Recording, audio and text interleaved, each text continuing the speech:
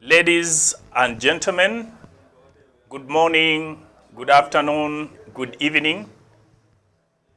We appreciate our audience tonight. For those, I think, who are in the US, it's in the morning. Mostly across Africa, it's evening. But I also know that our listeners in the UK, it's afternoon. We want to appreciate you once more for coming on board on Tanya Innovations Africa, where we discuss issues that affect businesses, where we discuss issues that affect, where we talk about technologies that affect businesses, and we network across Africa just to ensure that we are connected, we are networked, and we are trying to create the impact we need to create to cause the social change. Tonight, I have a guest, I think, whom I've shared across different social media, and I've gotten quite amazing feedback. Most people wondering how a lady of such an age would be talking about such an area that many people would not even want to venture into, or would think it's a male-dominated venture. And people wanted to listen. They wanted to know how she's been able to overcome all the challenges of this male-dominated society, and of all to get into space science. In Africa, we are aware that most of the sectors we are putting our energies are usually agricultural, because we still have so many challenges with food security. And now we want to talk to Gerty Bolo to tell us what incentivized her to get into space science of all the different sectors we know of. Is this a priority area for Africa? Why has she ventured into this? And to the ladies who are out there, I'm sure that she will be a motivation for you. And I am happy that Gerty Bolo is now one of our members on Tanya Innovations Africa. She's part of the network of people who are causing change on the African continent and beyond. Ladies and gentlemen, allow me to welcome Basuti, Gerty Bolo, all the way from Botswana, to come live on this session. Madam Basuti, you're very welcome. Please greet the viewers. Thank you. Good morning, good evening, good day, everyone. I'm Basuti Gerty Bolo from Botswana. Okay, great. So Basuti, what time is it in Botswana right now? Right now I'm in Zimbabwe. The time is 7 o'clock, 10 past 7. It's 7 o'clock. Oh, okay, that's great. Yeah. So Basuti, you are very welcome to this show. And I must say that we are very proud of the accomplishment, the awards, the recognition that you just got from LinkedIn about 3 weeks ago, recognizing you to be among the most influential women in the area of space science, and you being from Africa and proudly being a member of Tanya Innovations Africa, plus all the other initiatives. But before we dive into any other questions, who is Basuti Gerty Bolo? Yeah, Basuti Gerty Bolo is a multi-award winning and a drive change in Africa, in Botswana, in Africa, like globally as well. So I was born in Botswana. My parents are Nzili Bolo and Gerty Bolo. So I was born in a village called Matangwani village. So that's where I grew up, and I grew up in Matangwani primary school. I mean, I started my primary school at Matangwani Primary School, and I grew up in Botswana. And also after that, after my secondary education, I schooled in UK, my first degree in UK, where I did my first degree in geographical information systems. Then I came back to Botswana to work in Botswana. So for now, I can just stop here. You will hear my story when. Okay. Wow, that is great. Besides that, would you briefly tell us the different organizations that you are running? Just the organization that, okay, there is, I know that there is an initiative you're running as head of Africa. I know that there is a GoToSpace company that you are running. I know that there are other STEM initiatives. Could you just be able to break down your portfolio in that order? Yeah, for me, I own two companies, GoToSpace company. That one I registered recently in 22. GoToSpace is an organization that trains and also mentor the community into space, science, STEM programs, and I'm focusing on women and girls, on the youth, because they are our tomorrow's leaders. Why I focus on girls is that you find that there are more girls in Africa, like generally world, you see that there are more girls than males. So if you can leave them behind, they can't do much. And we find that girls also need to be empowered, because a girl, when you grow up, becomes a mother, and mothers, they are jack of all trades. They work at home. They also need finances also to support the family. So the other company that I own is the GoTo PTY. That one is a company that is consultancy, does consultancy, manufacturing, and so on. But I'm about to start manufacturing. It's not yet operating much at the moment. So apart from the business companies, I also worked in different organization, like voluntary, like I was a volunteer. I volunteered to mentor women and girls at the United Nations Space for Women network mentorship. So I was one of the mentors.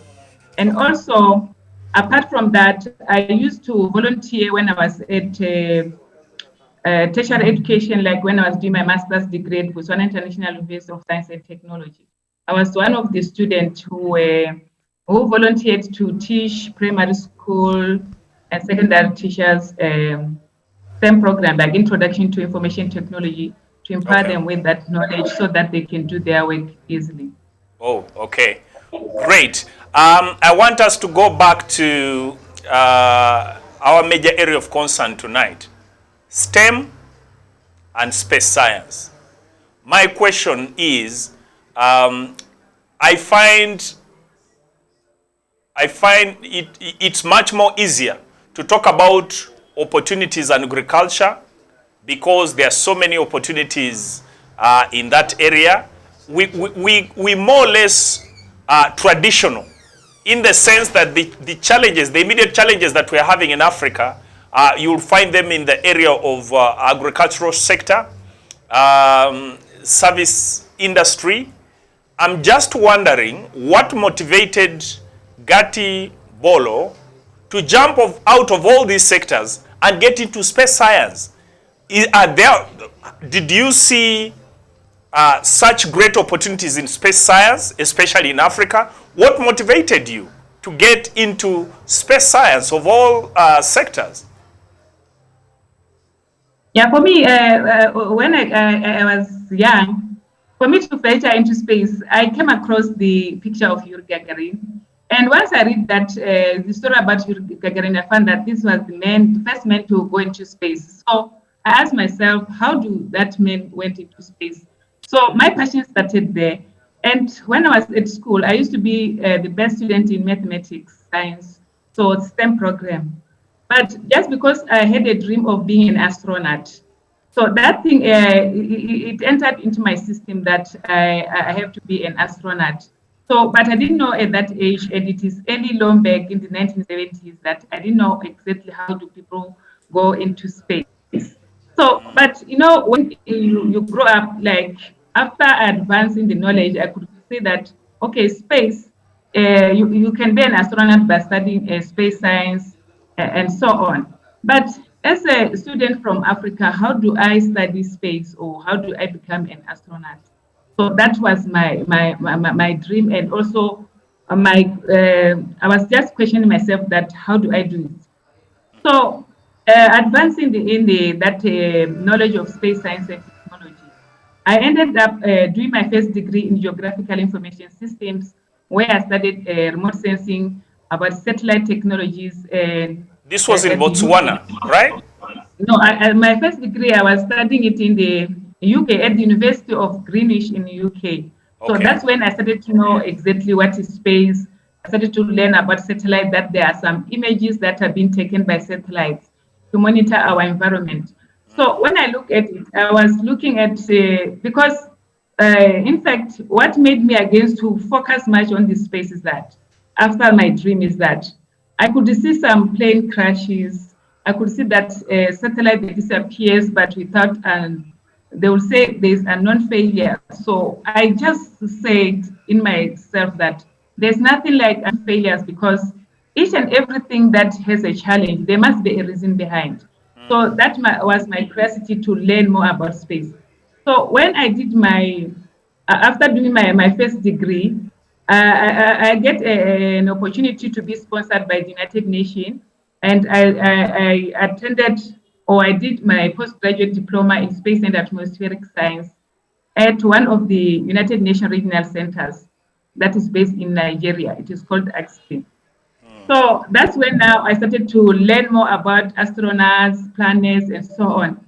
And just because I wanted to know exactly why airplane crashes, and when the flight crashes, people will die, and that will touch me. Like I'll feel bad about it, and and that's the thing that made me to do a research. My first degree on space science was on the impact of geomagnetic storm on satellite, electronic devices, and navigation systems. Because I really wanted to know exactly why do the space shuttle disappear in space, why airplane crash. So somewhere that's when I started to know that there's something that we call, it is called geomagnetic storm. This is the sunstorm. So when the sun has storm, sometimes when that it produces some electronic electronic charges that now can interact with some electronic devices in our Earth environment. And that's when now I started to understand it. And I really love the space weather, because everything that is happening on our environment, like climate change, sometimes is the causes of space weather. So I started to love space, that we are here in the environment, but people, they don't know what is happening in the atmosphere. Right. Sometimes there are things that we do in our environment that are the one that causes climate change, and we suffer because of lack of knowledge of what is happening about our surroundings. So that's motivated me to be more on space till to Wow. date. I think that's powerful. So, at your bachelor's level, you do geography, you start exploiting different trains in the space. What happens at your master's level? My master's level, because I was studying it in Botswana, I did a master's in information systems, but I was specializing on geospatial information system. That is also related to remote sensing and GIS. Okay. So Okay. everything it was, I just make sure that I linked it with space science and technology. Okay. So, you have been a multi-award winner, which means you have been privileged to get recognition across the globe in terms of the initiatives that you have put, especially in space science and the area of STEM. My question would be, what are some of these initiatives? What activities have you been doing in Botswana that are creating this impact that is being felt across the globe? If there is a lady or there is a woman listening to you tonight, or very many other ladies, for example, across Africa, who thought that these are things for certain astronauts who are maybe from the greater north, I would like you to go through your story, some of the initiatives, the small things that you are doing that are causing this impact that is being recognized, is making you get recognized and to be able to get some of these awards. What are these things that you are doing besides your education? What engagements are you giving in? What could we say that you are doing that is giving you this recognition? Yeah, what I do is that, this thing started when I was young, like the passion of sharing and also giving. Like, I don't just want to see myself having maybe the solution to something, then I just keep it to myself. So what I do a lot of volunteer work. I share my ideas, information with others, not in internal, but across borders, in international. So wherever I find that I have a solution, I take action. That's what I do.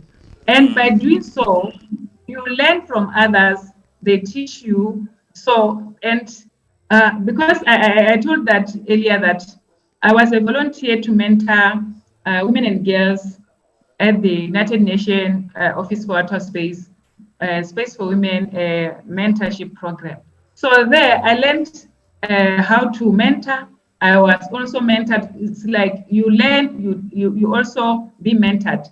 And that's also the thing that motivated me to launch or to register my own organization so that I could also mentor others, train others in my home country, and also expand it like or link it with regional countries like we're saying that now I'm a member of the Tanya. So we are sharing information just because I started somewhere else learning and I was taught and we share and networking. So that's what I do.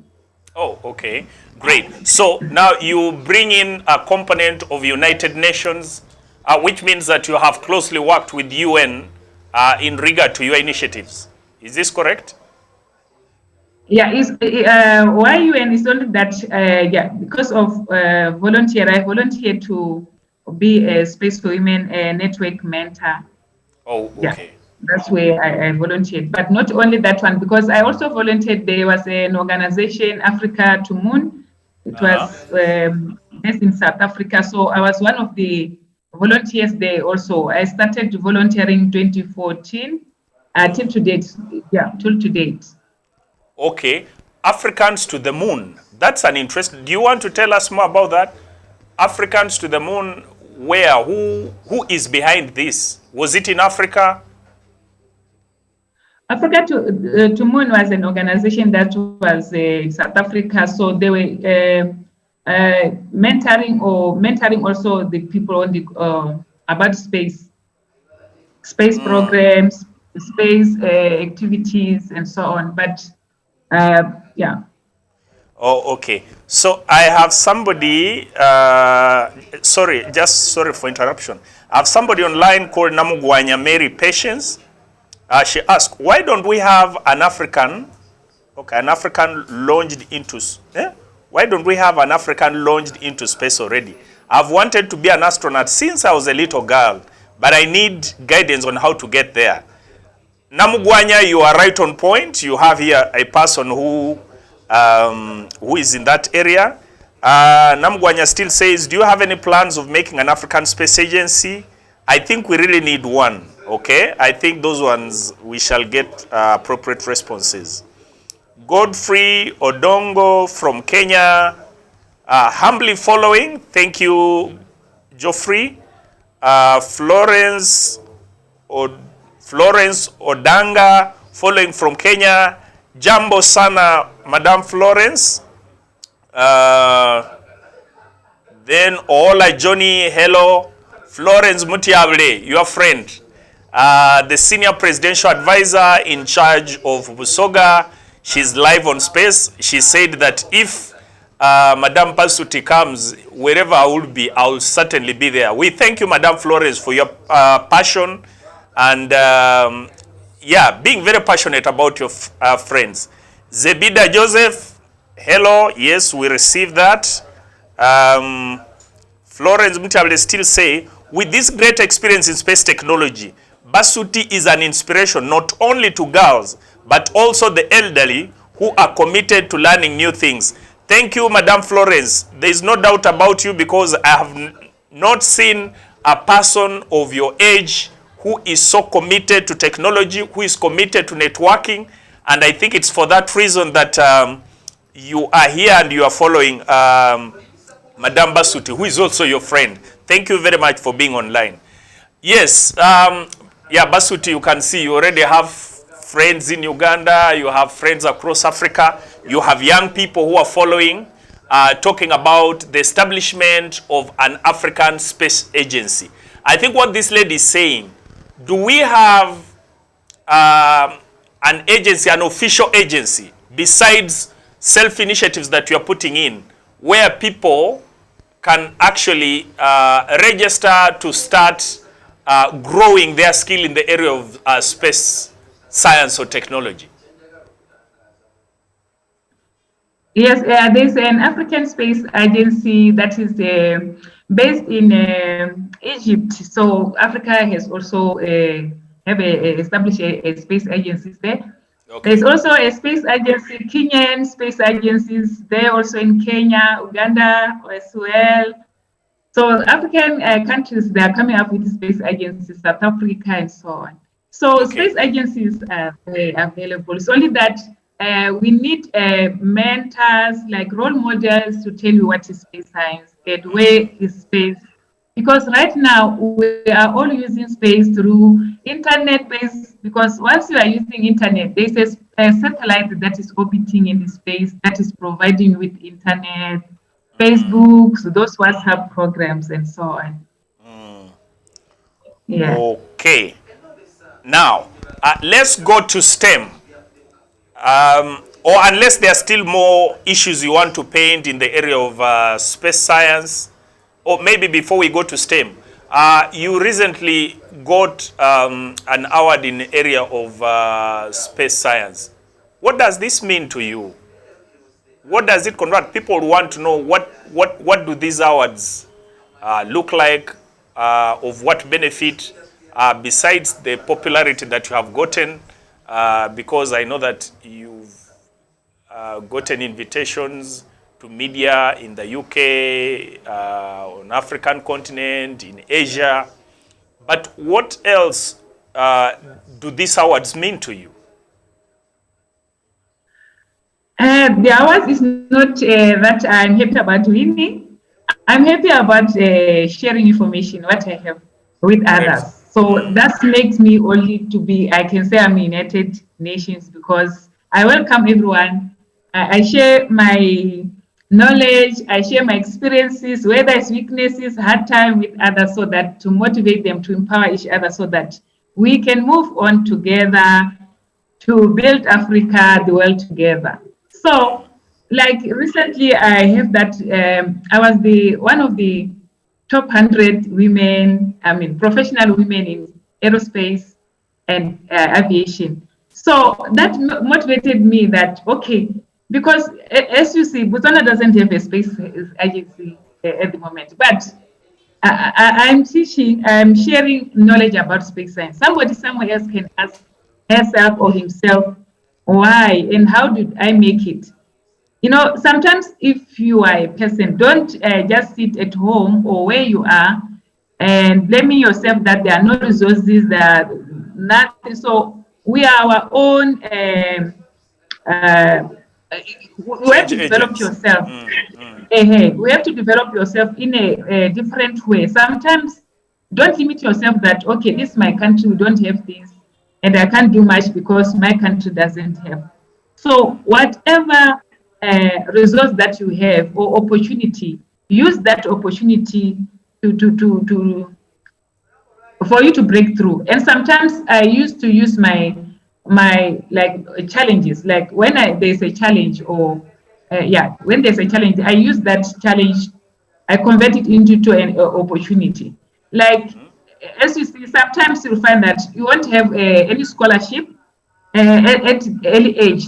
So that's what I experienced. But I didn't say that, I didn't see myself that, okay, I don't know, and I will stop at 40 years and I'll be at home just because life stops at, or maybe start at 40 or it ends at 40 because I didn't have my master's degree at that level. But I just told myself that as long as I'm a human being, I will do my work, I will learn until maybe it will be the end of me in this world.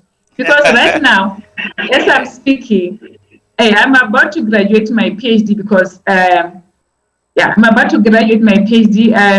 I have done my defense and I'm doing corrections so far. But if somebody can say, somebody who's 50 years old, what do you have to do with their education? So some people, they just say that. They said, nah, for me, I can't learn. If I'm 40 years, no, I'm done with school. But it's not that you have to be there, because you have to share what you have with others. And sometimes you have to be the solution to the world, because right now, as I'm here, we are sharing information, and we are also sharing how can we develop or build Africa together. I agree. So imagine I didn't have that knowledge. Wow.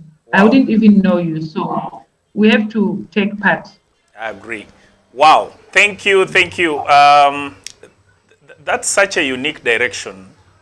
Reasons being that very many young people today, even professionals, they will tell you, I don't only want to venture, I don't want to go that direction because I don't have immediate future. You understand what I mean? So we have found very young, innovative people pursuing their dreams only to those immediate opportunities, and where they know that the government is ready to give them the resources. My question is, have you been able to get support from Botswana in your initiatives, or all these are just self-initiatives? I got support, like my first degree, I was sponsored by the government, but there are some of the things that I was sponsoring myself, like when I'm my PhD, I'm sponsoring myself. There are other conferences that I used to go sponsoring myself. So I don't even wait for the government to sponsor myself. To sponsor me. So most of the time, I sponsor myself, I educate myself, using my own finances. The legal that I have, sometimes I just save it and and make something that I can see that tomorrow it will benefit me. Okay, now you have this young lady. I think she's really, I think she reminds me of those biblical stories that there are those who had line until they get the attention they require. This lady from Makerere University is currently pursuing Bachelor of Science in Telecommunication Engineering. And I think she has crowded the space there. She has said, why haven't these African space agencies been able to launch humans into space? She still goes ahead and says, what is the future of female Ugandan as an astronaut? Is there hope? Kindly guide me on which steps to take. She goes ahead to say, I'm currently pursuing my Bachelor of Science in Telecommunication Engineering at Makerere University. Are there any space-related opportunities for me? I think you are in a better position to answer. Now you have this young lady from Makerere University who has a lot of passion in space science. What can you tell her? Yeah, she's already a space scientist, because if she's doing engineering in telecommunications, like I said, telecommunications, there's a satellite that provides telecommunication, like sensors for televisions, for networking. So already you are in space. So what you have to do, you have to now to find maybe a way or the focus area that you want to focus on. There are so many organizations or even institutions that can offer you a scholarship, like master's degree, PhDs, research on the space science. Like most of the organizations, even universities like in South Africa, even Japan, International Space University, they offer master's degree scholarship for young girls, for youth on space science. So you can apply. So for you to be an astronaut, like sometimes you find that Africans, we don't have an astronaut already. Though Kenya might be the next country to have an astronaut lady, but we find that to launch a satellite or to be an astronaut is expensive, and it's not each and everyone can be an astronaut, because for you to be in space, you must be fit enough to be in space. So there are so many things that even though you can be interested to be in space, sometimes you'll be qualified by your health system or yeah, your body or something that the requirements. Okay. Now I have Bwambale James. He say, is the boy child advocated for in your space agency agenda other than women? Following from NASA and a municipality. I think he's saying he's listening to the women. He's wondering whether the boy child has a chance to be into such space agencies. Yes, boys are, that's why you see there are so many male astronauts than the ladies. And why we are not talking much about men is that, you know, from childhood, there's a norm that a boy can do much better than a girl. And, you know, boys normally, they don't have any challenge. And you find that a female child or a girl child, sometimes you find that she'll get married earlier, 20 years, so just to raise kids. So that's why you see you are saying that girls have to be supported so that they are educated. Even though they become mothers or become married at 20 to 30 years, there must be no age limit for a woman, because women are the one who are taking care of the kids, and they started to go to school very late after they raise up their kids. So I'm one of the like a testimony that I can say about it, because I started my master's degree after 40 years old. Oh. No, I'm now 50s and I'm doing my PhD now. So we don't have to be, everyone must not be that age limit of scholarship, because normally we know that a scholarship for youth is 35. But that 35-year-old, that's when a woman is still raising her children.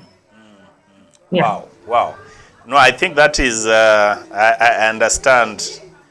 Okay, now let's go briefly to STEM.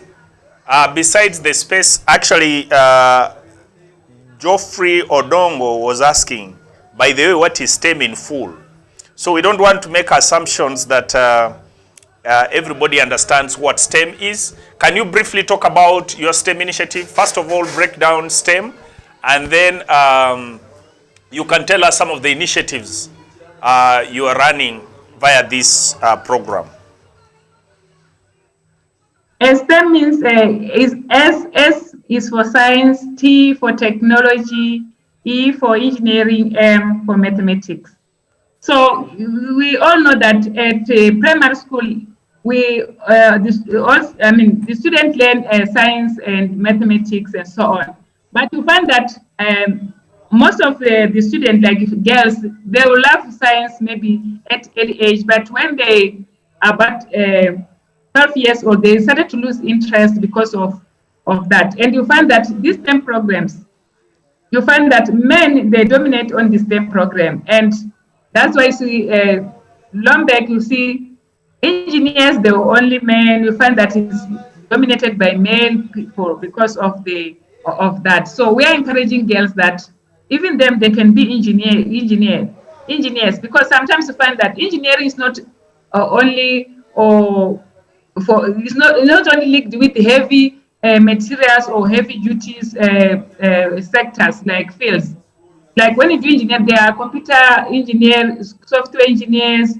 So these are light jobs that a female can do. So that's why we encourage a girl that science, technology, and engineering can be done by everyone. And also the technology right now, we're saying technology of internet based. So it's something that you do in the office, computers. You don't have to lift anything. So we encourage girls that engineering and technology, they can also do it. So why I'm focusing on the STEM program is that, and you find that all these STEM programs, that the one that, if you look at the jobs, they are the one that are highly paying jobs, because of the way they are not common fields to be done by everyone. So that's why we encourage also women that sometimes, like I said, that women find that sometimes they are raising their kids. You find that a single mom can raise even like 5 to 10 kids alone. So if she's working and she has a high-paid job, she can manage to support the kids rather than suffering with the kids alone without any without any without any source of income. So we are encouraging everyone to do that. Okay. Namugwanya still. Thank you for the guidance given about the scholarship opportunities, but most that I come across are government sponsoring their citizens. Are there programs that do not specify citizenship? I think what she's looking at is that, as we have talked about these scholarships, can she say she can connect with you and she can apply for this scholarship without getting the government backing? Yes, there are so many scholarships. Some scholarships are linked to the government, like the country, but other scholarship also fund that is for African. So scholarship differs, but she can link with me if I can assist her with some scholarships and also mentor her with what she wants to do. Okay, that's great. I would like also to pass communication from a young lady called Saidat from Cavendish University. She's currently competing for Miss Africa. I think their voting, I think, is today. She had passed her interest of networking with you to see what projects you can concurrently run with in Uganda. So I told her that no, I'll make this a live submission to you, just to let you know of those type of interest. Because these are young girls trying to do so many other things. I think by looking at becoming Miss Africa, they've called it Miss Africa University or something. They are currently running that type of auditions. Yeah. So yes. Since you are in the ladies thing, you are in the women's thing, I think maybe you could touch base. You now have a wider scope to mentor, and I think this is what Tanya Innovation is doing. Now, we have 17 minutes to go. Now, my question to you is, what do you think is the future of space science in Africa? From your research, academically, practically, you've been able to work with UN, you've been able to work with government agencies. What will you tell people about the future of space science in Africa? And the future of space science in Africa now is coming up very well. And I see it by 2020, most of the African countries will have launched space, their space craft on space to monitor resources. Because like I'm saying, previously there was lack of knowledge on the use of space science and technology. But currently we see many countries, like I said, Angola has already launched these satellites, and you see Kenya, South Africa, Algeria. So Africa is coming up very well on the use of space science and technology. Yeah, I think even Uganda, right? Uganda, yes, is about to launch. Zimbabwe as well, Botswana as well. So countries now, they are now using space. They are now understanding the use of space science and technology. Because if you look at the Sustainable Development Goals and also their goals, the objectives and so on, the targets, you find that the Sustainable Development Goals, they can be managed by the use of space science and technology. Why space science is that space science has the power to monitor resources global at a larger area than maybe using other technologies that can focus on the small area or in that particular in each country. So space science now is a tool for Africa's sustainable development. Okay. Maybe to get from the horse's mouth, I have heard about Uganda planning to launch into the space. I've heard about Kenya launching into the space. I think Zimbabwe, is Zimbabwe too? Yes, South Africa, Zimbabwe, Egypt, and all that. Now, for us, what we knew about space science was only having people going to the moon or going to some of those outer space. what does this launch into the space exactly mean? What is it that these countries are doing when we say they are launching into the space? Actually, last week, I read of students, I think they are students from Cameroon. Yeah, not very sure. But students, university students from Cameroon who are planning to launch a satellite into space. But what came into my mind was like, this is a very complicated process or system. And I was wondering how you will be talking about university students launching a satellite into space. So what is this that is being launched?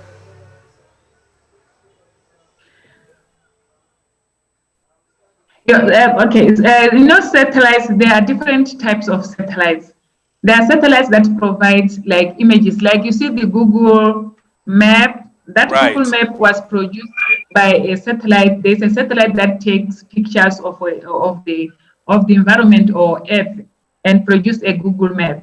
So there are the satellites that also provide like telecommunication, like communication. Like I said, for telephones, for internet, for media, communication general. So that those a satellite also that does navigation, that makes you to go to point A to point B. That just provide that information. So there are different types of satellites. So that's why you see sometimes a country will say, I want a satellite that will monitor maybe agriculture resources. So that satellite will be a satellite that will be taking a picture for agricultural environment.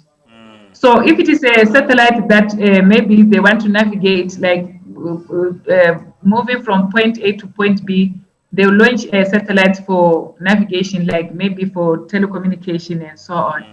So the launch means it depends on the country, what do they want to monitor. And these satellites, a satellite is just like a car. I can say that a car, okay. Right. Because yeah, you see, it's like maybe, what can I say? It's just like a camera. So in a camera, sometimes find that you can take a picture, you can change the pictures of a camera. Like if you want maybe to take infrared picture, you can take an infrared, so you can take black and white, something like that. So with that satellite also, you can, what we call payload is the instruments that you attach to that satellite. So if you want it to take pictures, you have to the payload will be a camera on that satellite. If it is for navigation only, it will also navigate. It will be for positions. Like if it is for telecommunication, it will provide you with the sensor signals for communication. So that's what we call payload and satellite. Are different. Wow, I think those are, the important basics. Yeah. So yes, and you also, can see now we currently, currently, like you said before, the satellites were like they were big satellites, like maybe to up to 1,000 kilograms. But these days there are nano satellites, the small satellite like cubic. So these small satellites sometimes find that you can buy components for that satellite and build. That's why the students now, or they can build it.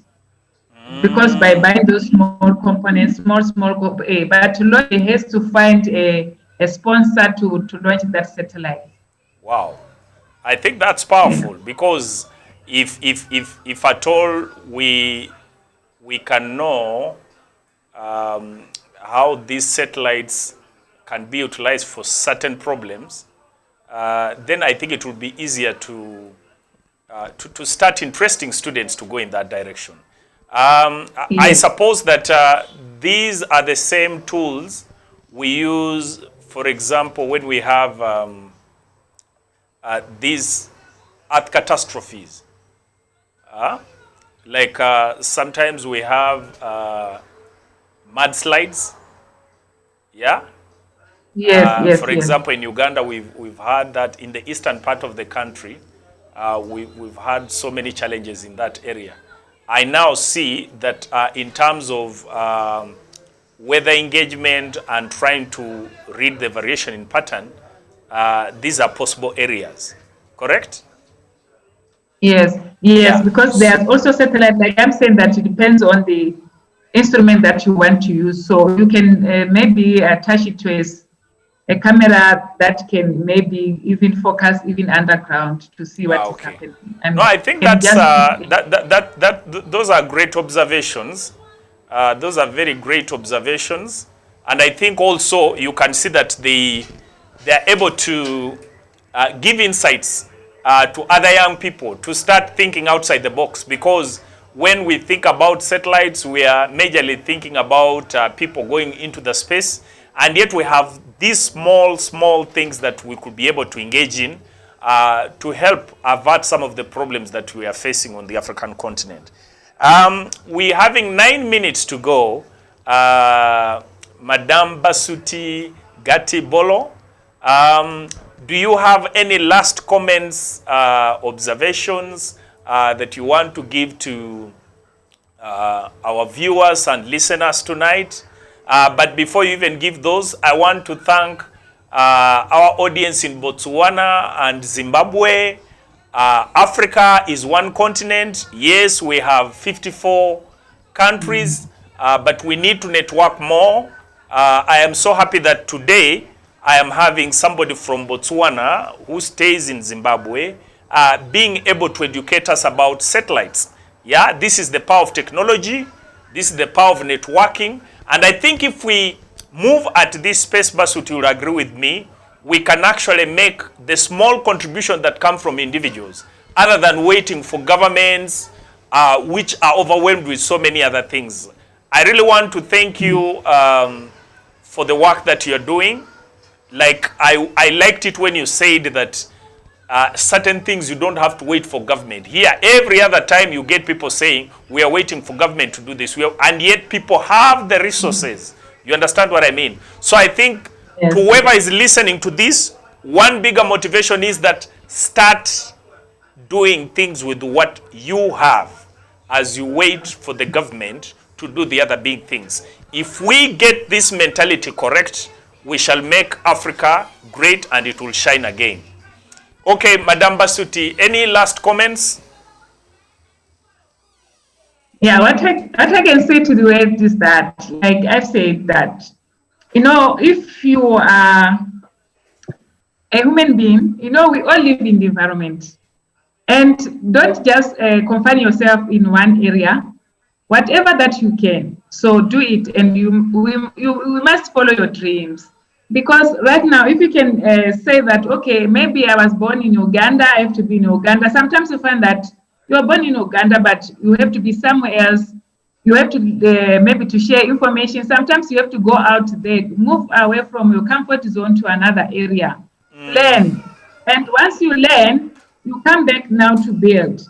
So you don't have to say that, okay, I'm an African or I'm a European. I don't have to be in another zone, because I believe that as long as you're a human being, we are equal. I just see myself as I'm equal to any other human being. So that's why I say I can move from point A to B, even though it is hard. I have to be committed to fix what I can fix. I can even share ideas with others. So rather than stay in one area or just leaving it for other people to do. So we have to be part of it so that we cannot blame each other, because we are the same. Yeah. Okay.